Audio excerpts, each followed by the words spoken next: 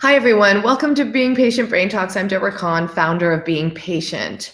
Well, we're going to dedicate today's talk to the topic of taking care of yourself if you are a caregiver.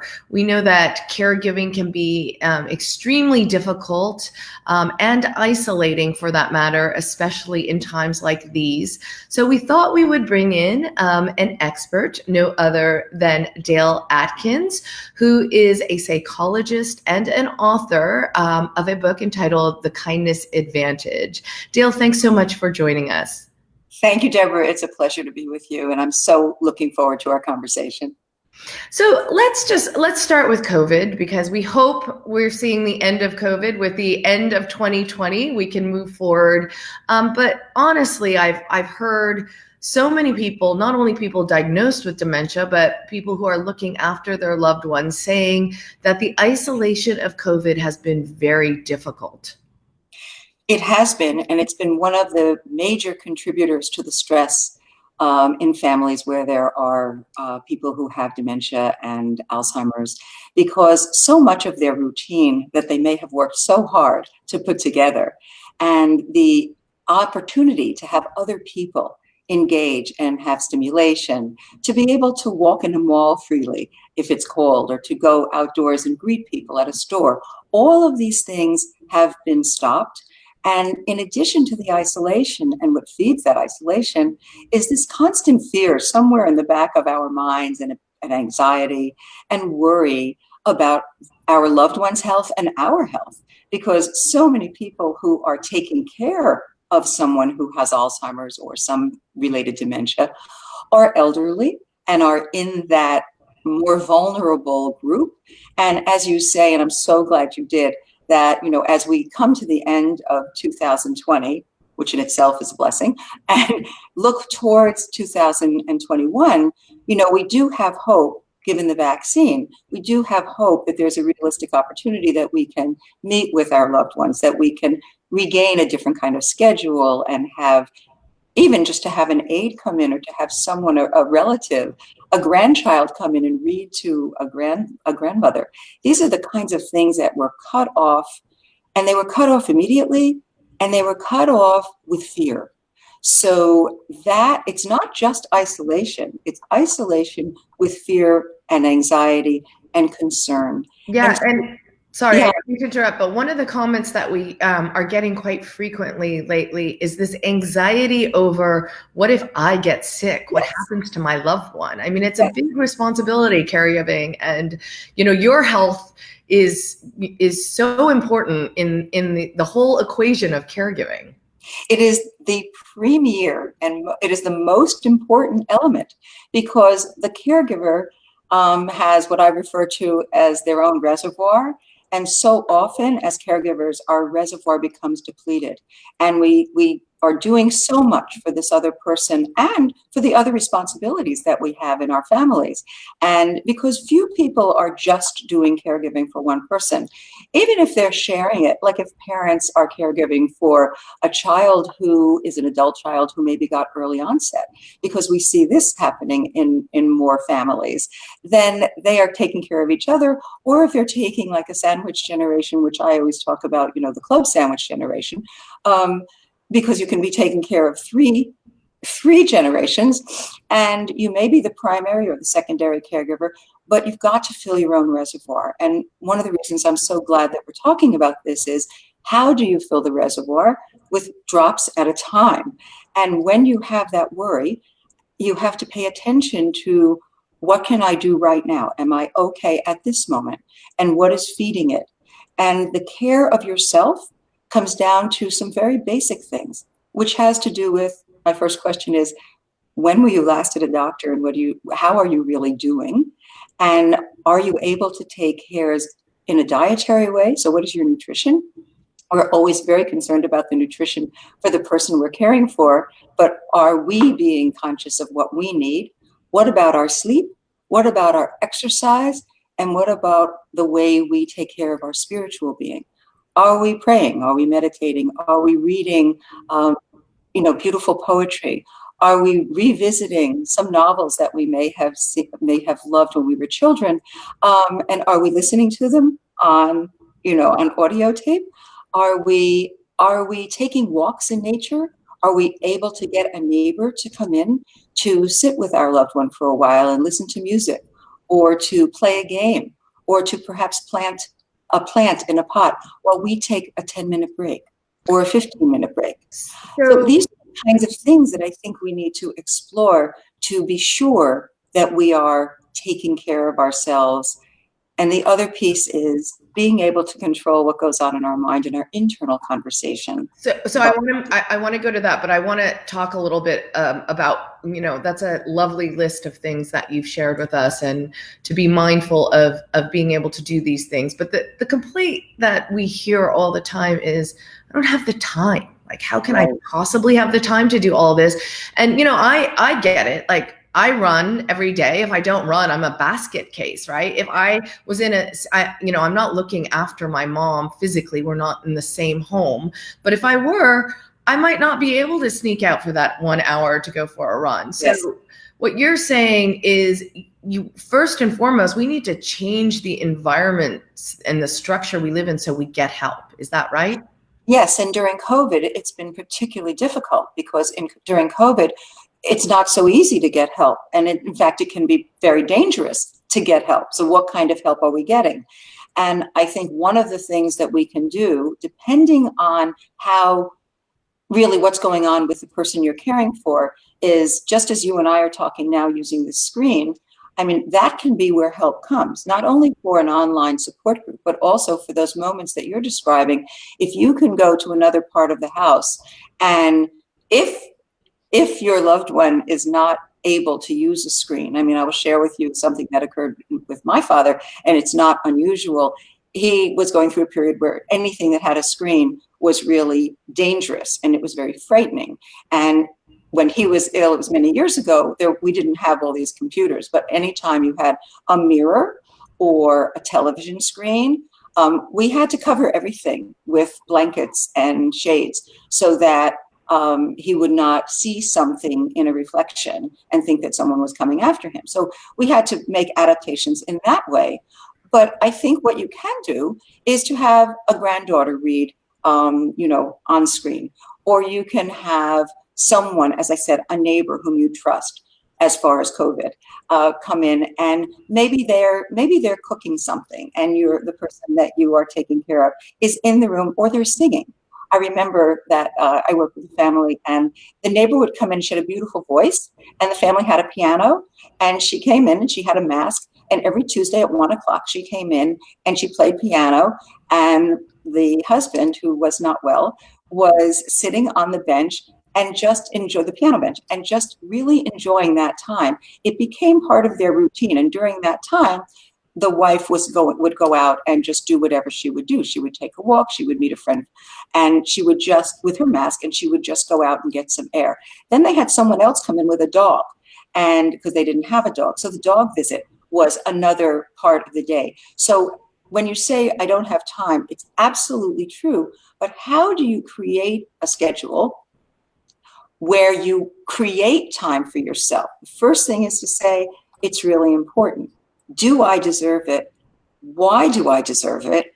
And even if you don't think you deserve it, you say, I do deserve it. And I invite the listeners and your community to, again, they're not going to have much time, but to understand that there is a great science behind the need for self-compassion and self-care. And this science has taught us through functional MRI images that not only do our brains change, but our attitude changes when we do even small acts of kindness for ourselves, because we are doing tremendous acts of kindness for the people that we care for, even though the voice in our head may say that's not good enough, or you have to just don't lose your temper, or you've got to monitor, or oh no, I'm losing it again.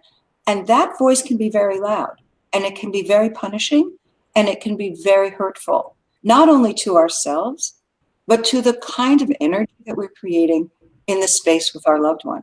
So practicing every day for 1 minute to take a breath and to center yourself and to just feel yourself in your body and to quiet yourself for 1 minute can lead to, and you do this maybe 3-4 times a day, can lead to a refuge within.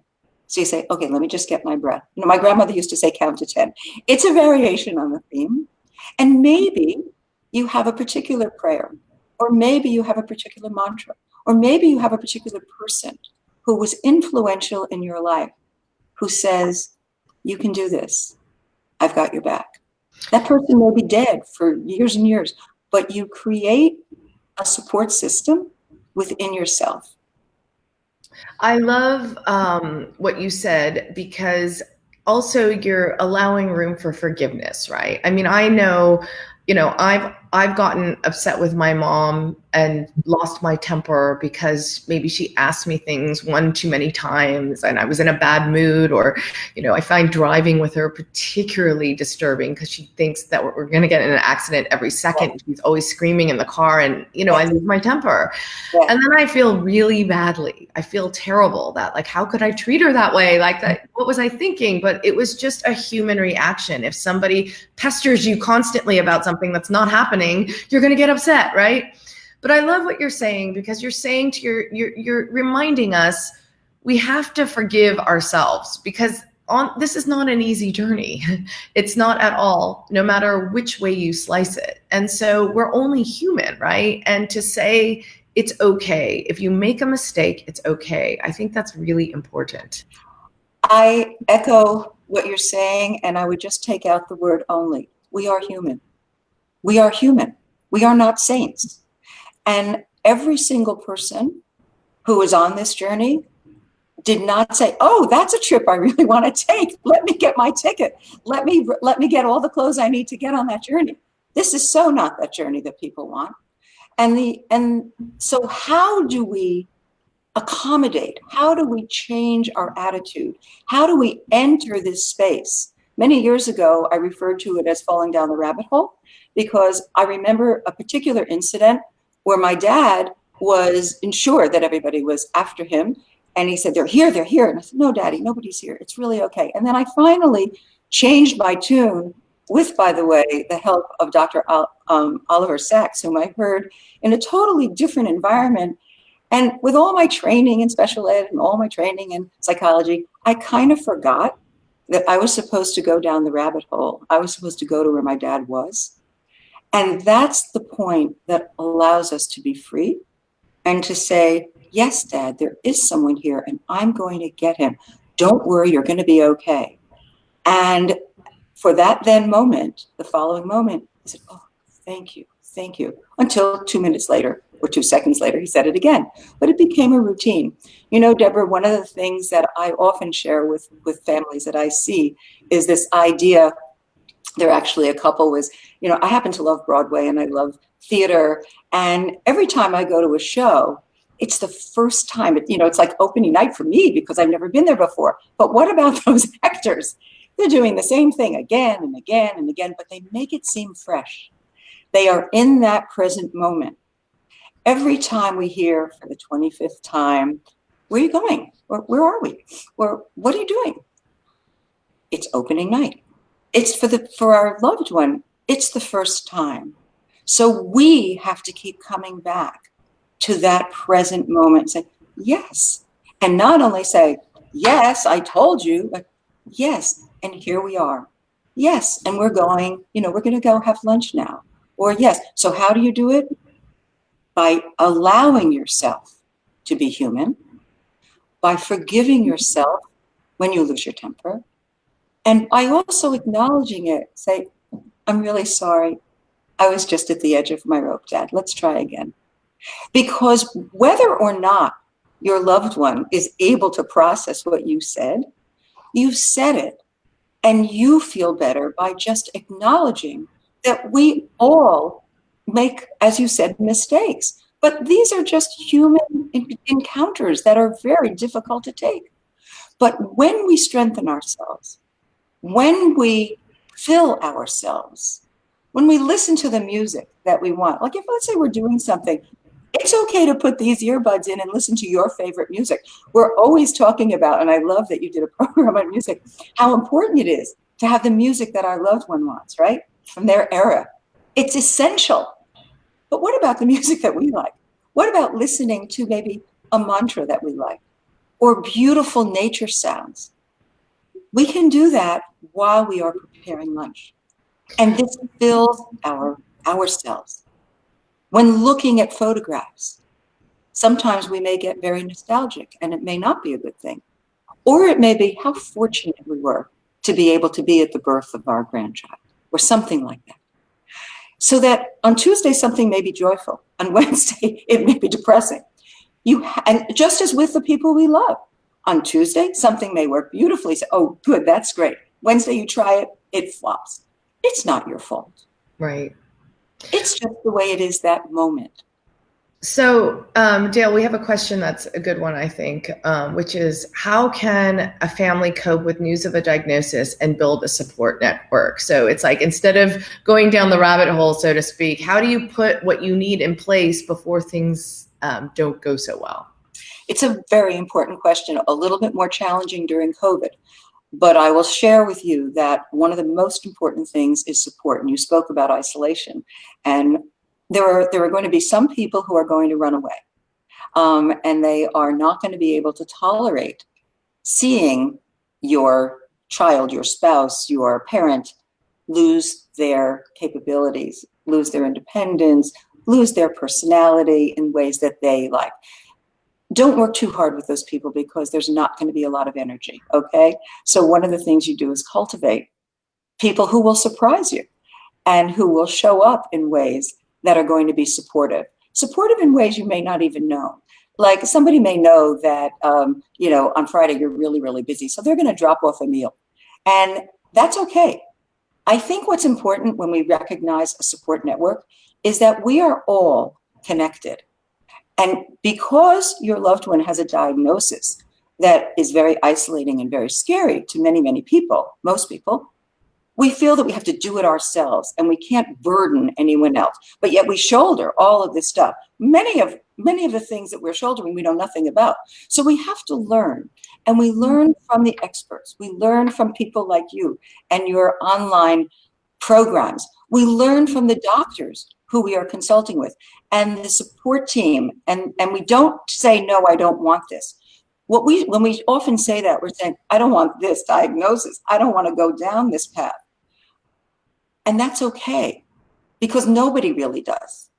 But there are other people who are along that path with you. Some of them are families. Some of them are professionals. Some of them are just really nice people who understand what it's like to suffer or to enter a world of the unknown and the uncharted and the unfamiliar. And other people who don't like change. They could be in your church. They could be down the block. They could be in a community center. So instead of closing in, I suggest that people look outward. Now, I'm a big one on support groups. I will share with you that my mother refused to go to a support group for the 14 years that my dad was ill. And she just couldn't do it. But she did many other things. One of her best friends called her every morning for 14 years to check in. That's a good friend. That is a good friend. That is a good friend who understood what might help my mother, what might help her get her out of bed. She couldn't go to a support group, but she had her friend. My father, to personalize this, was one of the most popular people in our community. There were 700 people at his funeral. Maybe 2 people came to visit him while he was not well, because people couldn't bear looking at him in this way. He looked great, but they couldn't bear it. So my mother cultivated all these other people. It was like planting a new garden. And she would talk about her life. She would talk about my dad. And I encourage people to keep talking about the person that they're caring for and not just focus on what's lost, but really focus on what they had together and what they can still cultivate. And by doing that, you may find, as I said before, someone who comes in with a dog and does a dog therapy, someone who likes to paint, someone who can draw, someone who will help in those ways, and then you get a little time off. So your network is not just going to be a network of medical people and people who are expert in the field of Alzheimer's, which, by the way, is very important, because there are ways to talk to people. There are ways to help them shift activities. There are ways to transition that we don't know unless we talk to people who've been there. So Dale, a lot of what you talk about really is kind of addressing the later stage where a lot of the frustrations occur. But we have another question about that earlier stage. And I think this is a really good one because a lot of people have this problem. How do you deal with the denial of diagnosis? So everything changes, and it might be denial because you're embarrassed or denial because you just don't want to admit that you may be entering down this path. So what do you do? It's a very normal response. And the most normal response is that the person who is either living with the person who's going through these changes is in denial, or they're accepting, but perhaps their children are in denial, or the friends are in denial. So then you have to use extra energy to try and, let people know that what you're seeing is real. And it's just too much energy. I mean, people don't have that much energy, and the energy they have, they need to take care of themselves and this other person. I think what's important is to recognize that whenever we get any kind of news that we don't want to hear, we generally put up a wall. We don't want to hear it. We don't want to hear it because it would mean that we would have to be open to something that is really awful for us in our mind's eye.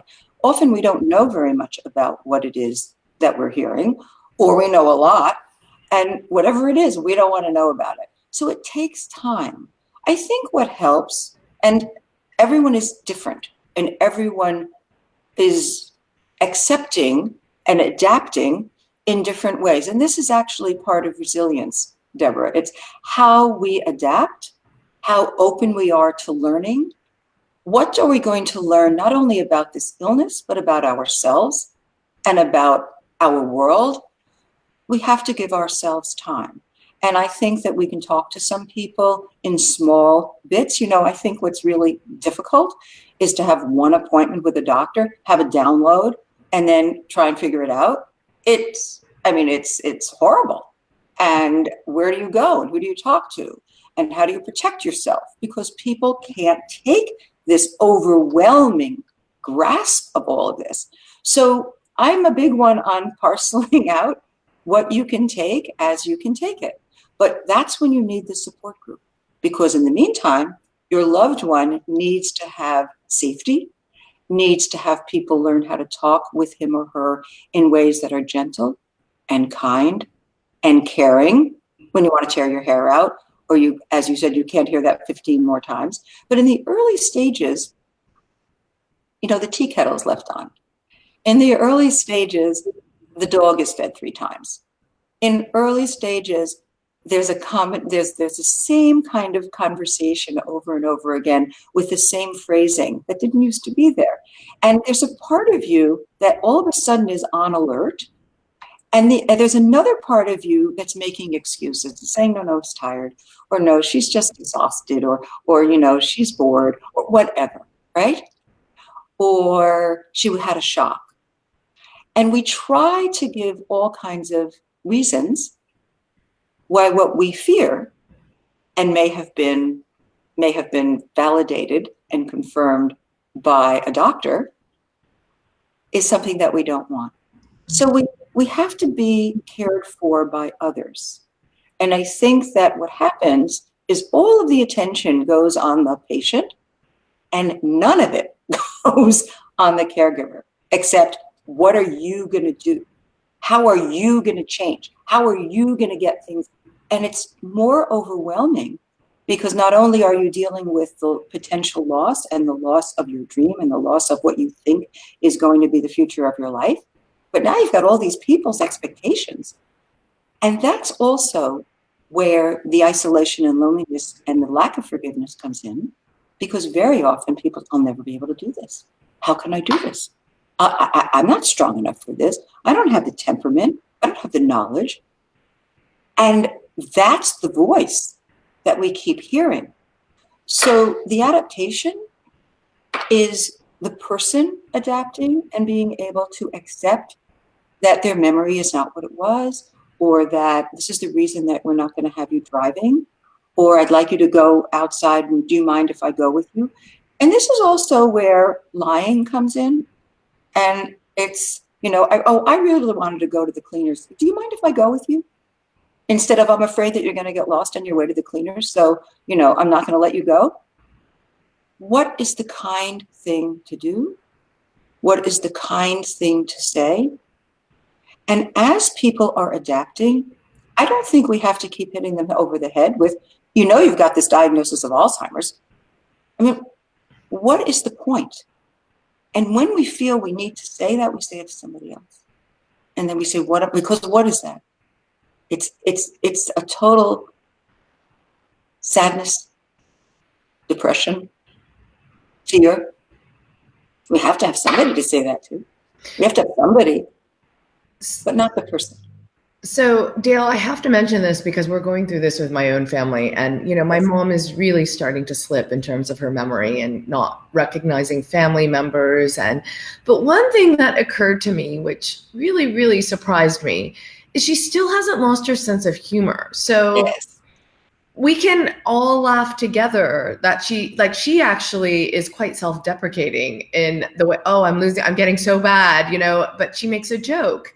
Yes. And we found because she's comfortable with humor still, we can all joke together and we all laugh. I was over there for dinner and she put on her jacket as I was leaving to go with us. I was like, where are you going? She goes, oh, I live here, and so we all laugh. And so, I mean, to me, that surprised me because I've always thought of as she progresses, it becoming sadder and sadder and sadder. And I dreaded the day that she didn't recognize me. And, but because Alzheimer's hasn't taken away her sense of humor yet, it's made it easier for the whole family in a weird way. Indeed. And I think that what you're saying is when you find these moments in these pockets, that's what you feed. All right. You feed what you want to see more of, right?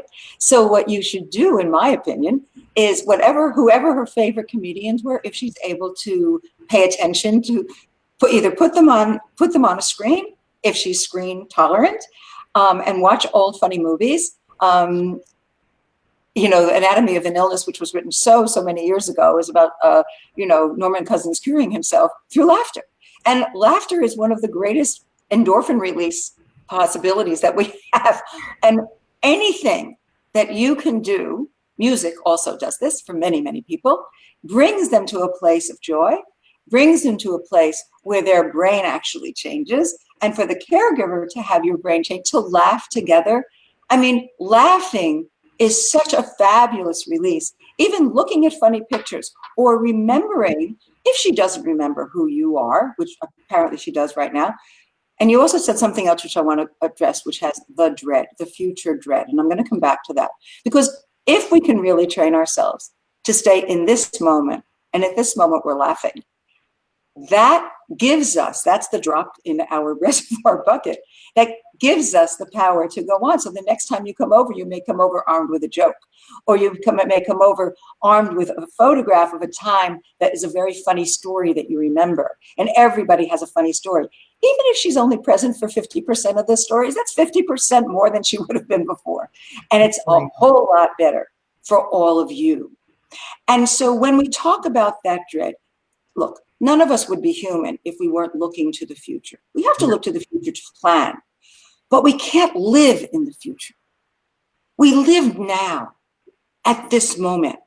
And just as that happy moment is so joyful and helpful for our heart, for our brain, for every aspect of us, every aspect, even our indigestion, okay? A sad moment or a terrifying moment is also going to bring us to that moment. But it is not, we don't want to hang on to that and say, oh God, now this is where we're going. We adapt. Again, we learn, we adapt, and we are in the present. So what adjustment do we need to make to that, for that? You know, if somebody nearly fell down the stairs, oh, time to put a gate, all right? You don't then have to have all the thoughts about, oh, now how are we going to, you know, get the house in order in a different way? What you need to do, try to be one step ahead, but try to milk out as much of these wonderful, wonderful experiences as you can. Some people don't engage in joyful experiences with the person they're caring for because the joyful experience isn't as rich as it once was. So unfortunately, what happens is, and this is a very human reaction, we look at what used to be there, which isn't there, instead of what's still there. So I'll share with you that a friend I know who's a gardener, her father used to be a master gardener. And now he can hold the trowel and he can dig in the dirt. And all she does is focus on how he's not doing what he used to do. He's so happy. Right. If we're talking about his hands are in the dirt, there's this kinesthetic memory, there's aromas, there's all kinds of stories about flowers that used to be planted, of trees, and this enriches what we feel is minimal. We have that ability to do that, but only if we take care of ourselves. It's right? so true. We've had that same experience too. My mom used to be an avid gardener, and now just to go out into the garden and sweep all day is very satisfying to her. It's that connection. Yes.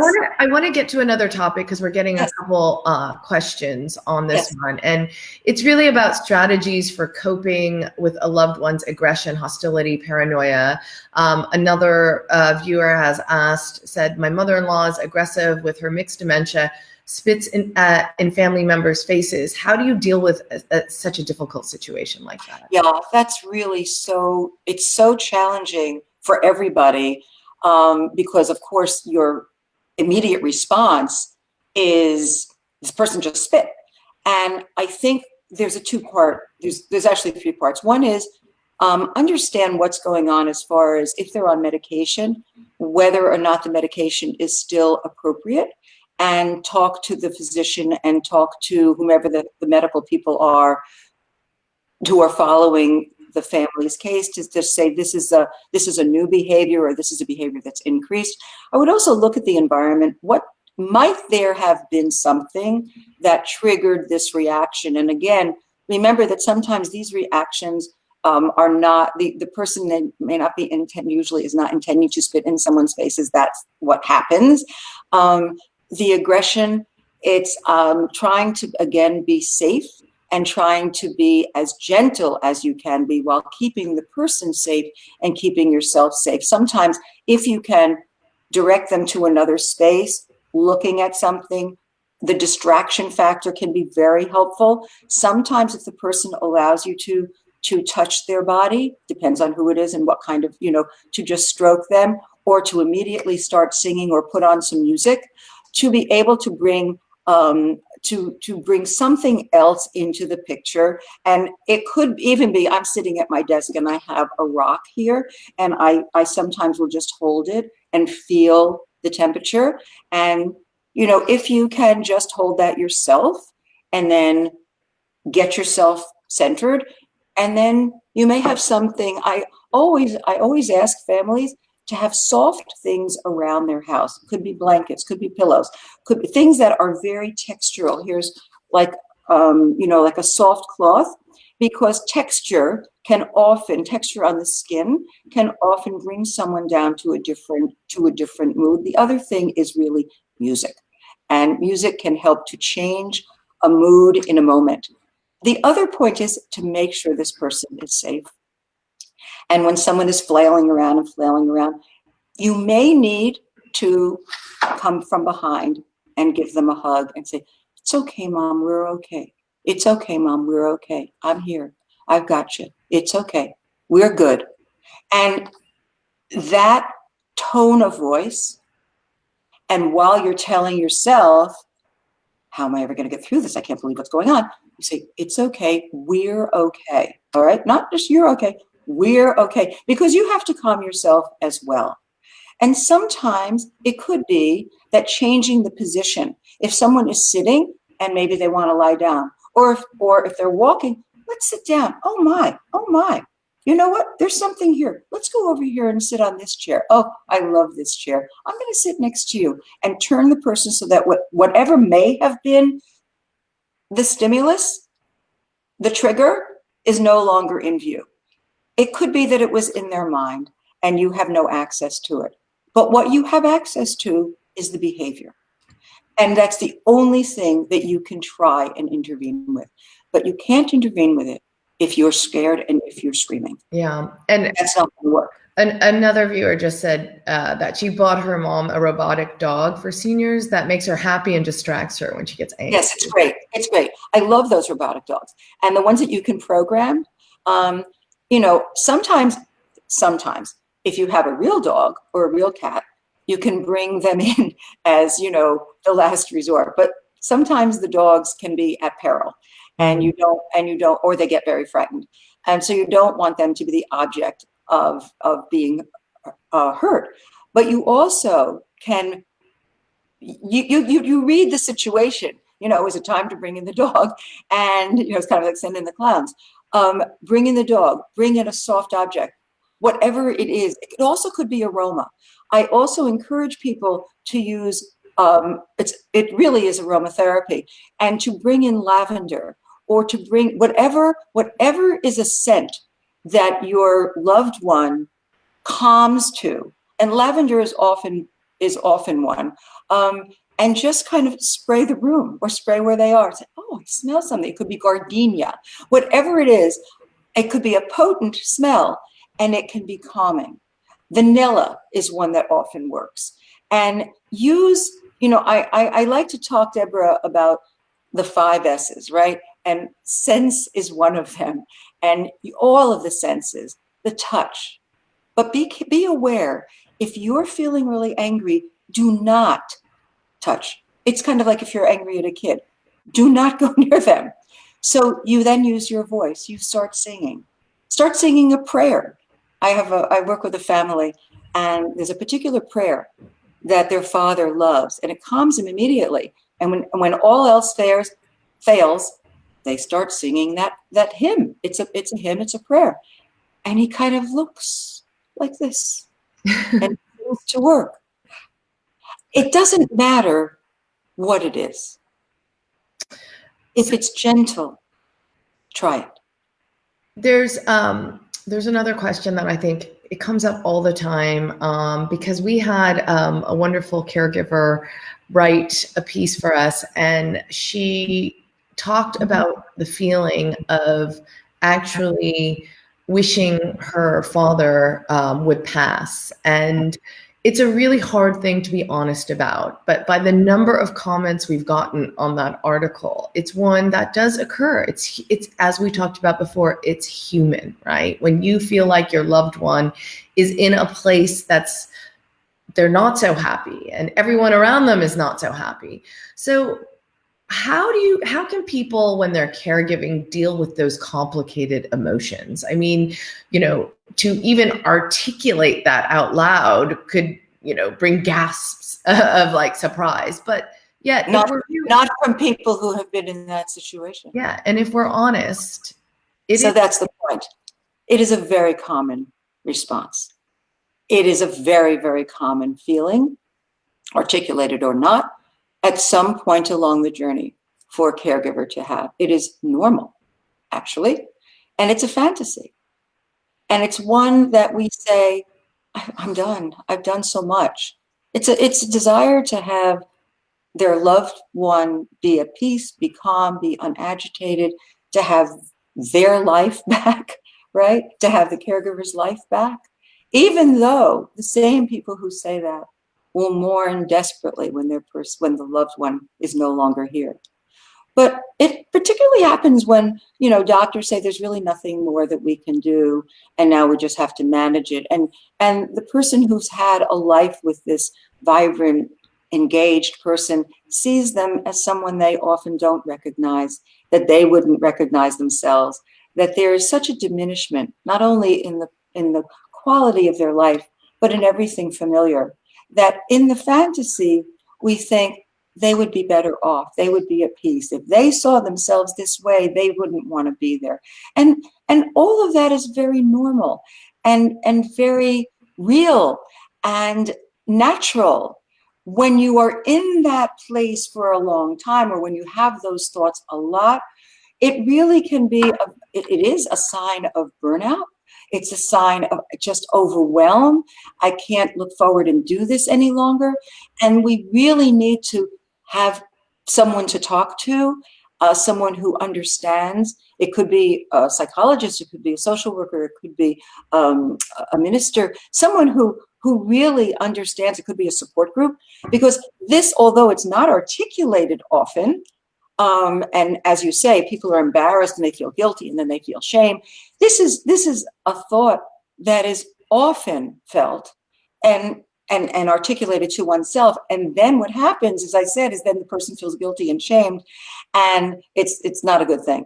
So to understand that this is also part of a larger group, you know, Kristen Neff, who's a wonderful, wonderful psychologist who does a lot of work in the area of self-compassion, talks about being able to be aware of what we need when we behave in ways that we're not proud of, like having a thought like that, or as you said, when driving and then losing it.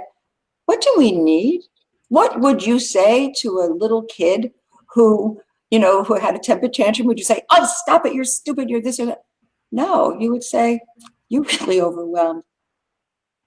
Yeah. You need a hug. You know, let's just take a moment. This is the voice that we need to be able to use with ourselves. This is the most compassionate thing we can give to ourselves. And then when we do that, we say, you know what, you're not alone. There are so many people who are experiencing this, each of whom feels extremely lonely, right? But we don't, at that moment, realize that we really are connected. We are so much a part of this group of people who are caregivers and who are strained and who wonder whether or not they'll make it. And then we have the third component, which actually has to do with, what can I do to make myself feel a bit better? I call it bookending. You know, in the olden days when people had books, they had bookshelves and they had bookends that kept the books together, right? From falling over, from falling apart, from falling off the shelves. So before you're about to, let's say, give your loved one a shower, which can be a really challenging situation for many people, maybe you can have a cup of tea, right? And maybe you can inhale that aroma and be in that moment. Or maybe you can look at some pictures that are fun and funny. Or maybe you can read a poem. Or maybe you can do a little art project that you've been working on. Or maybe something that makes you feel alive, makes you feel good, nurtures your soul. Those are your bookends. So you do one before, one after. And then you have the event. So you consciously tell yourself what you would need to tell a child who's having a hard day or a hard time. And you give them the hug. You know, you put your hand on your own heart and you feel this love. You recognize you're not alone. And other people are experiencing something very similar. Not exactly what you're experiencing, because nobody can, but very similar. Someone else has felt that. And then what can I do for myself?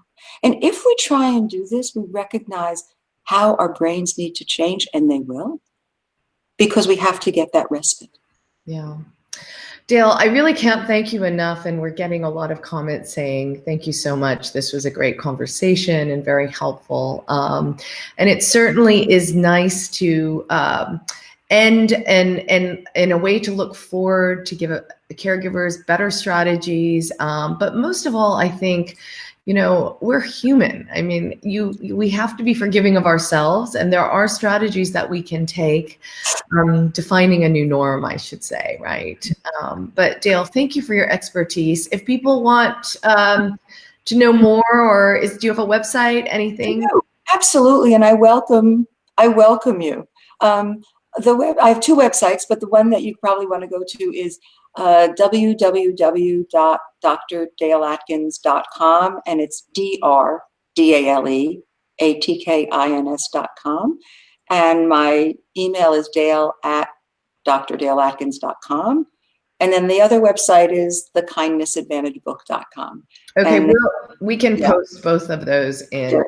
in the chat. But And thank you. Deborah, I'd like to thank you for everything you're doing in building this community and getting information out there that helps families, and in sharing your own personal story, because I do believe that it's very important that we know that we are part of a larger family. Thank you so much, Dale, and all the best for the end of 2020 and a better 2021 for all of us. Yes. Thanks so Thank much for sharing your expertise. If any of you have missed part of this conversation, please go to beingpatient.com. Make sure you sign up for our newsletter if you haven't already done so. That is where we will let you know about upcoming talks. We always value your opinion, your needs. If you want to cover a specific topic, please write to us, info@beingpatient.com. We'll post the links to Dale's sites, and she generously gave us her email address. If any of you want to follow up with her, she's opened the door, and we're very appreciative. Absolutely. Thanks so much for watching, and we'll see you next time. Take care.